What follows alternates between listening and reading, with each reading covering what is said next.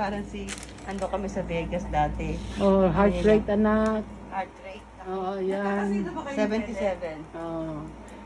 Okay, meron tayong bagong Next. recruit. Yeah, next. So anyway, Temperature. What is the normal temperature? 28. Ha? 98. Yan, next. Oh. Meron tayong bagong training. Ayun oh, Miss Barbie. Miss Barb. Habang siya naman ay anong ginagawa mo? Pindutin mo. Hindi pa ubos eh. Pusala yan. Oh. Blood glucose, Oh. 102. Ano po yun? Sugar niya kaninang umaga. Yan. Tapos confirm.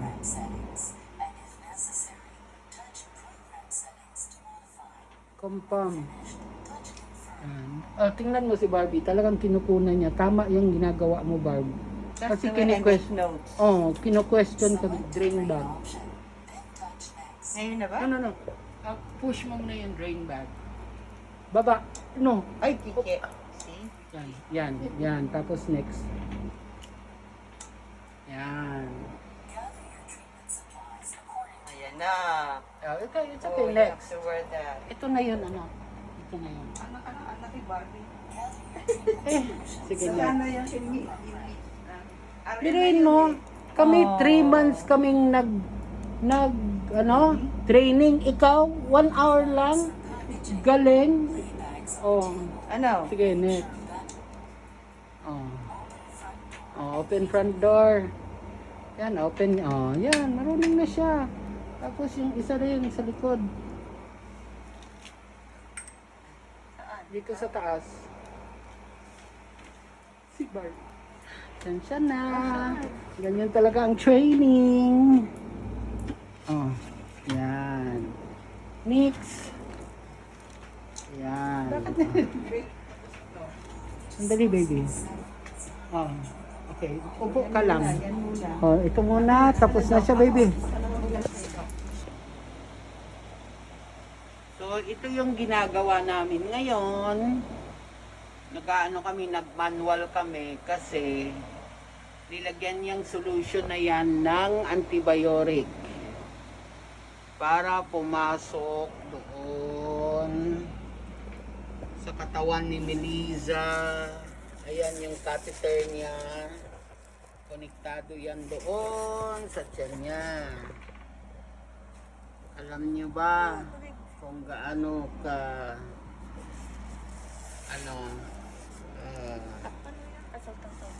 ganito ka-sensitive itong dialysis peritoneal. Ang nangyari kasi natanggal yung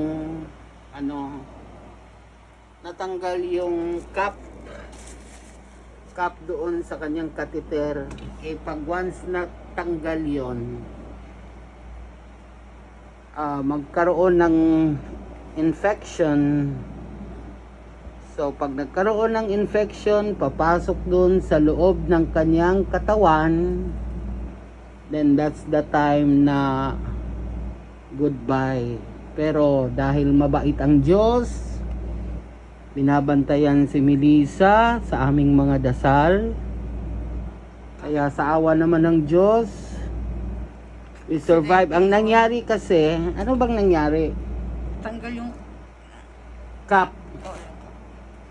Natanggal yung cap accidentally doon sa banyo. catheter. Cap ng catheter, yung cover. Accidentally. Tapos binalik niya yung cap, which is not supposed ibalik kasi infected na yung cap eh. And emergency yun, dapat pupunta na kami sa clinic para palitan yung cap, and then dapat hindi siya mag-dialysis Pagpalitan yung dahil parang pumasok na rin yung germs. So pero sa awa ng Diyos, nung pumunta kami doon sa clinic, malinis naman yung kanyang solution, pero kahit papano lalagyan pa rin siya ng antibiotic para prevention sa infection. Okay, so ito, pangatlong araw itong ginawa namin ngayon. Sa awa ng Diyos, tinulungan naman kami, ginabayan kami gawin ito, which is talagang dapat gawin namin. Ito, paubos na. So, pag naubos na to, i-disconnect naman siya ngayon. Okay? Tapos, proceed na siya doon sa kanyang machine para i-drain naman yung nasa tiyan niya ngayon. Well, buti na lang nag-training kami. Sa awa ng Diyos, nakaintindi naman kami. So, it's been like, how many years now, baby, na nag-dialysis ka? 6 years? More than 4 years. God is with us. Please continue praying for us. In Jesus' name. Amen. Amen.